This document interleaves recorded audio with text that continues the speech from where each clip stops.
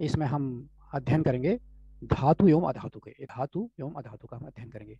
धातु एवं अधातुओं के भौतिक गुण, धातुओं और अधातुओं के भौतिक गुणों के बारे में अध्ययन करेंगे। धातुओं को पिघलाकर उनकी तारें खींची जा सकती हैं। धातुओं के खींचकर तारों में बदलने की विशेषता को तन्यता कहते हैं। क्या कहते हैं? तन्यता कहते हैं। तो इसमें पहला गुण पढ़ा हमने धातु का, तन्यता। धातुओं को पीटकर पतली चादरों में बदला जा सकता है। धातुओं को पीटकर पतली चादरों में बदला जा सकता है। धातुओं को पीटने पर चादरों में बदले जाने की विशेषता को आघाती वर्ध्यता कहते हैं। तो दूसरा गुण है आघाती वर्ध्यता, आघाती वर्ध्यता। उसके बाद धातुएं ऊष्मा और विद्युत की सुचालक होती हैं। धातुएं टकराने से मधुर ध्वनि उत्पन्न करती हैं। अधातुओं में ऐसी कोई विशेषता नहीं होती। तो हमने क्या पढ़ी यहाँ पे? 4 विशेषता पढ़ी। एक तन्यता, एक आघाती वर्ध्यता, दूसरा ऊष्मा और विद्युत के सुचालक, तीसरा आवाज, साउंड, इनमें ध्वनि आती है। ये विद्युत और ऊष्मा के सुचालक होते हैं। इनको पीट कर चादरों में बदला जा सकता है, ये की विशेषता इनमें है। इनको खींचकर तार का स्वरूप दिया जा सकता है। तो इनमें तन्यता है, आघात वर्ध्यता है, ऊष्मा और विद्युत के सुचालक हैं। आपस में टकराने में या किसी चीज से टकराने में ये आवाज करते हैं। ये 4 विशेषताएं हैं। और दूसरी चीज है धातुओं और अधातुओं में के कुछ रासायनिक गुण। अब ये तो थी फिजिकल प्रॉपर्टी जो हमने 4 पढ़ी। अब ये केमिकल जो प्रॉपर्टी है, रासायनिक गुण है। धातुएं अम्लों के साथ अभिक्रिया कर लवण और हाइड्रोजन गैस बनाती हैं। धातु को जब अम्लों के साथ, एसिड के साथ अभिक्रिया कराते हैं, रिएक्शन कराते हैं, केमिकल रिएक्शन कराते हैं, तो ये क्या करते हैं? लवण और हाइड्रोजन गैस पैदा करते हैं। मतलब H2 गैस हो गई और लवण। और अधातुओं में सामान्यतः अम्ल के साथ अभिक्रिया नहीं होती है। जब अधातु को एसिड के साथ मिलाते हैं तो उनमें कोई अभिक्रिया नहीं होती है। धातुएं ऑक्सीजन के साथ अभिक्रिया करके क्षारीय ऑक्साइड बनाते हैं, क्षारीय ऑक्साइड बनाते हैं। तो जल के साथ मिलने पर लाल लिटमस को नीला कर देते हैं। लाल अधातुएं जैसे सल्फर है, वो ऑक्सीजन के साथ मिलकर क्रिया करके अम्लीय ऑक्साइड बनाता है। धातु का जो अम्लीय ऑक्साइड है वो जल के साथ मिलकर नीले लिटमस को लाल कर देता है, उल्टा हुआ। अधिक अभिक्रियाशील धातु कम अभिक्रियाशील धातु को आप उसके लवणीय विलयन से विस्थापित कर देता है, जैसे लोहा, कॉपर को।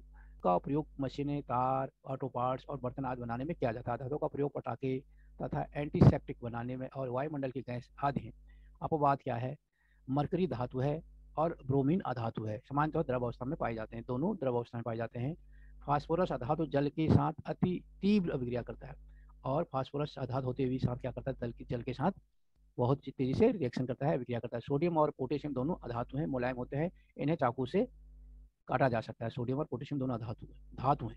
सोडियम और पोटेशियम दोनों वह है धातु है, ये बहुत मुलायम है, इन्हें चाकू से काटा जा सकता है। क्योंकि अभी वो तन्यता का गुण बताया था, आघात वर्ध्यता का गुण बताया था, परंतु सोडियम और इनके केस में ये लागू नहीं होता।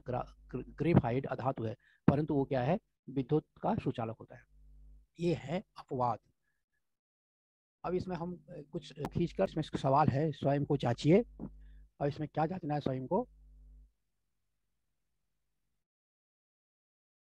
उन अधातुओं के नाम लिखिए जो क्या है? श्वसन के लिए आवश्यक हैं। और दूसरा सवाल है बी, जल के कीटाणु शोधन में प्रयोग होते हैं ऐसे अधातुओं के हमने नाम लिखने हैं। उत्तर है श्वसन, श्वसन के लिए आवश्यक अधातु ऑक्सीजन है। श्वसन के लिए जो आवश्यक अधातु है वो क्या है? ऑक्सीजन। और इसका दो बी आंसर है, जल के कीटाणु शोधन में प्रयोग होने वाला, होना नहीं, होने वाला अधातु क्लोरीन है। होने वाला है, ये होने वाला अधातु क्या है? क्लोरीन है। और प्रश्न 2 है, कौन सी धातु और अधातु कमरे के तापमान पर द्रव अवस्था में होते हैं? तो इसका उत्तर है मरकरी धातु और ब्रोमीन अधातु कमरे के तापमान पर द्रव अवस्था में होते हैं। क्वेश्चन नंबर 3 है, तन्यता और आघात वर्ध्यता को परिभाषित कीजिए। तो धातुओं को खींचकर तारों में बदलने की विशेषता को, तारों में बदलने की विशेषता को तन्यता कहते हैं। धातुओं को पीट कर पतली चादरों में बदलने की विशेषता को आघात वर्ध्यता कहते हैं। ये को है यहाँ पे, थोड़ा जब लिखोगे और काम करोगे तो पढ़ लेना। धातुओं को पीट कर पतली चादरों में बदलने की विशेषता को आघात वर्ध्यता कहते हैं। और क्वेश्चन नंबर 4 है, कौन से अधातु विद्युत की सुचालक होती है? तो क्या है? ग्रेफाइट। ग्रेफाइट क्या है? विद्युत की सुचालक है। और क्वेश्चन नंबर 5 है, धातु और अधातु के ऑक्साइड की प्रकृति कैसी होती है? अब इनके ऑक्साइड की प्रकृति कैसी होती है जब ये ऑक्सीजन के साथ रिएक्शन करते हैं? धातु ऑक्सीजन के साथ मिलकर क्या बनाते हैं? क्षारीय ऑक्साइड बनाते हैं। और जबकि अधातु ऑक्सीजन के साथ मिलकर अभिक्रिया करके क्या बनाते हैं? अम्लीय ऑक्साइड बनाते हैं। ये था इनका